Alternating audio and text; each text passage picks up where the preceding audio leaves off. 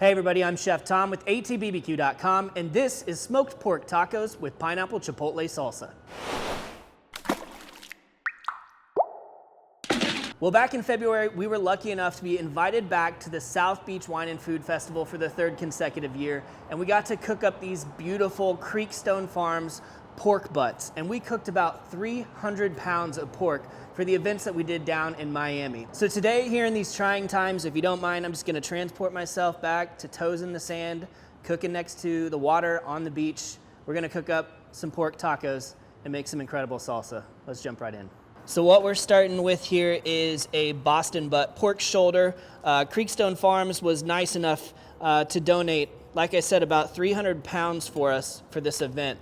Now, when you're cooking 300 pounds of pork, sometimes you want to shorten up the process of trimming a little bit. So, for the sake of this taco, we're actually going to leave the fat cap on. I know, you've never heard me say that before, but they turned out great, I promise. You still get a great bark on the outside. We are going to have that layer of fat on the inside, which it turns out makes for some really nice texture when you chop everything up. Now, we may not get quite as much smoke through that side, but we're going to get plenty of smoke through on the other sides as we trim up that crevice in the middle, and we'll go there next.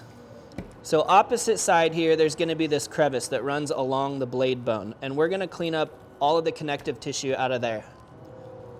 So all of this stringy stuff, pretty unpleasant to chew on later on, so we just go ahead and take it out now.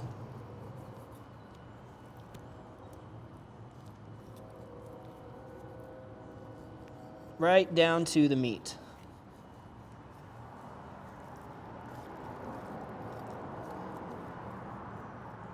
And as we clean all of this up and open up all of this surface, we have plenty of room here where we can get our rub in to add some extra flavor. So now we're not just seasoning the outside of the pork butt, but also the inside. Just sliding right under that membrane to cut myself a little tab. I'll lift up and cut back in the other direction. So this is the underside of the fat cap here. We'll just go ahead and leave that where it is. Otherwise, we're just about cleaned up here and we can move on. And then of course, as always, we just want to run our hands across the surface, the outside of the roast, to make sure that we don't feel any bones or fragments. I think I caught one. There's a little bit of a bone fragment right there, so we're gonna get rid of that. And then if I've got just like a big old knob of hard fat, I might take that off as well. But otherwise, pretty simple trimming process. So just one last thing before we move on to seasoning. If you like to, what you can do is put a little score marks here on the fat cap. That may help your rub kind of to get into those little crevices. So it kind of just gives your rub something to hold on to. And in that same manner, we want our rub to be able to stick to the meat, so we're gonna use just a little bit of binder. You can use pretty much anything. A lot of times we use mustard. Sometimes I'll even use miso. Today I'm just using our sprayed duck fat. So today we're gonna hit a couple flavor profiles. We're going for our classic barbecue, but also we're gonna add a little Mexican flair with the Cattleman's Mexicano. I'm gonna start off with a layer of Yardbird. Obviously you can see the bright red color. These are just great barbecue flavors. Salty, sweet, got that paprika color. So definitely a little fusion going on here today. We're not doing anything authentic. This is going to be an American barbecue taco. All right, so we're not gonna go super heavy on that rub. Next, we're gonna hit it with Cattleman's Mexicano. So great taco flavors in here, right? You've got your cumin, you've got some spices, some herbs, of course, some salt, some garlic, some chilies, a little bit of heat, but not too much. This rub has a little bit coarser texture to it, so we put it on top, knowing that the finer rub should go on the bottom so it can grab on first, and then the coarser grab on top of that. All right, all surfaces covered. Let's get the excess off the board here. We'll let that set up for just a couple minutes and head to the grill. Today we're cooking on the Yoder Smokers YS640S pellet grill. We're running hickory pellets at 300 degrees. So we're gonna be cooking hot today. And this is something that we utilized while we were down there in Miami, trying to cook up as many as like 15 or 16 butts at a time on the big brother to this grill, the 1500. When we're cooking that hot, we wanna use a little bit more assertive wood flavor. And I love hickory for just a little bit more bite. We've got all of the room in the world up here, so we're just gonna go dead center with the fat cap down. when you're down low near the heat, you want a little heat barrier, and that fat cap does a good job of that. Not so important today, but for solidarity, we're just gonna keep it that way. You can see it's kind of spread out, so that's got a lot of room to soak up smoke. We're just gonna close this lid up now. And now we're just smoking for bark. We're smoking for color. We're gonna go for a few hours, check on it, see what it looks like. Eventually we're gonna wrap this up, but for now we chill. So while we're waiting on our pork to smoke, let's talk about what this taco is gonna look like. We're gonna start off with a flour tortilla. Our tortillas are from Caramello in Lawrence, Kansas, and they were kind enough to send us literally thousands of tortillas to Miami. Thank you guys so much. On top of that, happen to be the most fantastic, incredible tortillas I've ever tasted. You can see them on the cover of Bon Appetit magazine from just a couple months back. Check them out. On top of that tortilla, we'll have our pulled pork loaded up. It'll be shredded and tossed in all the juices from the wrap. Then we're going with our Chipotle pineapple salsa on top of that. Really simple finish with some cotija cheese and some pickled jalapenos. So we've got a long way to go before we get there. Let's go ahead and make up that salsa. Now we're doing sort of what we call like a restaurant style salsa, where we're just gonna blend everything down today. So it'll be a pretty thin puree, which means that we don't have to do a lot of knife work, just a rough chop on our tomatoes. Now we're using a couple of large tomatoes here, about 1 pound total.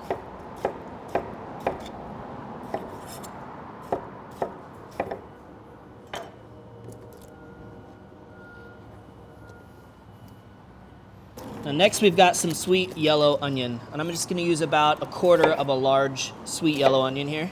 Again, just a rough chop. We're gonna add a little peppery flavor and heat with a jalapeno, actually half of a jalapeno for this size batch. And I'm gonna leave the seeds in today. You can take them out if you want it a little more mild. We've also got a couple cloves of garlic here. We're just gonna crush those, get rid of the skins, and throw them in. So now we get to the namesake of the salsa. We've got a chipotle and adobo sauce, just a single chipotle. Again, this is a fairly small batch, so we don't have to do a lot. We've also got some crushed pineapple, about 1/4 cup. Next, we've got some cilantro. And we'll finish this off with about a tablespoon of fresh squeezed lime juice. All right, so we're throwing it on the Vitamix here. Start slow and ramp it up.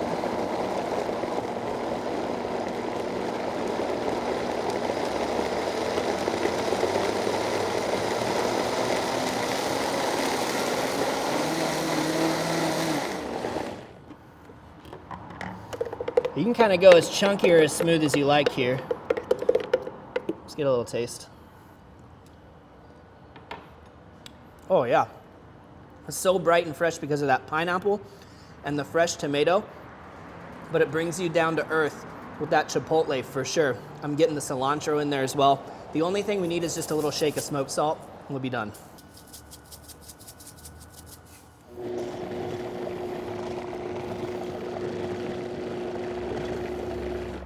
So I'm just gonna pour this off. We'll store it in the fridge. You can use this for up to a week. It's very fresh, no preservatives, obviously. But honestly, whatever you don't use on your tacos, you're gonna destroy with tortilla chips, so promise. Well, our pork butt's been smoking away at 300 for 3.5 hours now. We've got a beautiful bark formed on the outside, and it's time to wrap. It's a great bit of caramelization, or Maillard rather, going on the bottom there. Where the fat is, we've got really nice color here, a great texture on the outside. That's exactly what we're looking for. So as we wrap this, we have the opportunity to add some more flavor. And we're gonna do that today in the form of some more crushed pineapple. I say more because we used it in the salsa, and that's why I'm using crushed pineapple. Otherwise, I'd probably just use some pineapple juice to add the flavor. But since we have it here, I'm gonna throw about 1/4 cup on top and on bottom, and we'll wrap it up tight. Now as our pork kind of braises in its own juices here, it's also gonna have that pineapple juice to braise in and to help break it down and add a ton of flavor.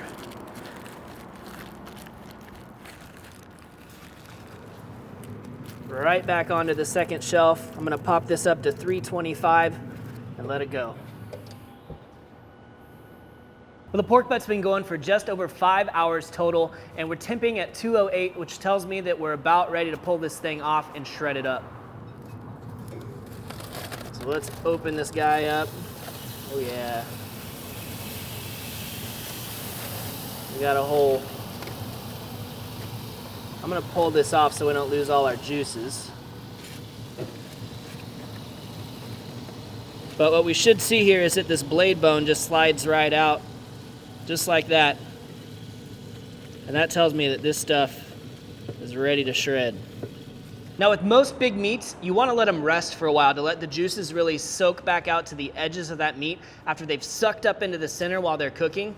Not necessarily the case with pulled pork, especially if you're going to go ahead and just shred this, because as those juices come out, we're going to toss everything through the juices anyway, so it all gets redistributed evenly. So the good news is you don't necessarily have to wait for a rest. The bad news is if you do it now, it's going to be crazy hot. But if you throw on some cottons underneath your nitriles, you'll probably be able to handle it. All we're doing here is we're just gonna break this meat up by hand. It doesn't really take much when it's this soft. So here's some of that fat cap that we talked about. Caramelized up really nicely. Some of that fat has kind of rendered. Some of it hasn't, but it's gonna make for a nice difference in texture here. So as we shred this, just gonna turn it through those juices that have collected in the bottom of the foil. Man, the aroma is amazing. You're definitely getting that taco seasoning smell out of the Mexicano. And then that pineapple is really bright and sweet smelling as well. So that's some really great chunks. That's gonna go great on a taco. It's not mush, it hasn't gone too far, but it's totally shreddable. All right, pork's done, salsa's done. We're pretty much ready to build these things, except we just need to fire off some of our pork fat tortillas from Caramello. So I bumped up the temperature to about 400 here, opened up our door, or removed that door on the diffuser. We're just gonna let that flame toast our tortillas. It should start to puff up a little bit and we'll flip them over.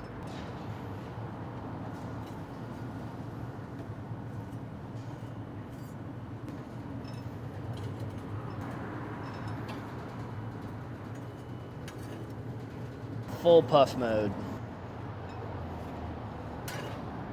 All right, I'm gonna go ahead and build one of these up. We'll start with a layer of pork on the bottom. Try to get some of the center pork and some of that really nice bark on there as well. Over the top of that, we'll go with our pineapple chipotle salsa. Don't be shy. I like to add just a few pickled jalapenos. And then a dusting of cotija cheese for the funkiness and the saltiness. And that's it. The South Beach pulled pork taco.